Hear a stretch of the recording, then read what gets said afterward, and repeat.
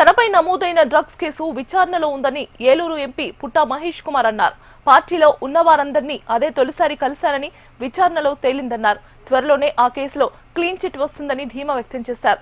తన పార్లమెంటు పరిధిలో అభివృద్ధి కార్యక్రమాలకు పెద్దపీట వేస్తామని ఎంపీ పుట్టా మహేష్ కుమార్ తెలిపారు.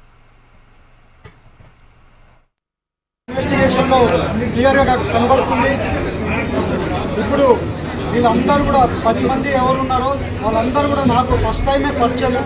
అందుకని వీళ్ళతో ఎప్పుడు కూడా నాకు సంబంధాలు లేవు అని కూడా క్లియర్గా ఇన్వెస్టిగేషన్లో తేలింది. ఇంకా వచ్చే రోజుల్లో ఇంకా ఇన్వెస్టిగేషన్ జరుగుతుంది కాబట్టి నేను అన్ని వివరాలు ఇన్వెస్టిగేషన్ అయిపోయినాక నాకు క్లీన్గా బయటకు వస్తానని 100% నాకు తెలుసు.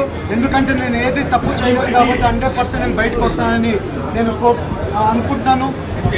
వచ్చినాక ప్రతి ఒక్క డీటెయిల్స్ మీకు మీడియాలో ప్రతి ఒక్క డీటెయిల్స్ మీ అందరికీ తెలుపుతానని మీ అందరికీ తెలుపు. అలాగే ఏమన్నా కానీ కార్యక్రమాలు ఉంటాయి, గవర్నమెంట్ కార్యక్రమాలు ఉంటే పాల్గొంటాను. అలాగే మా కార్యకర్తలు ప్రజలు అందరూ కూడా ఎవరైనా కలవాల్సిన వాళ్ళందరినీ కలుసుకుంటున్నాను.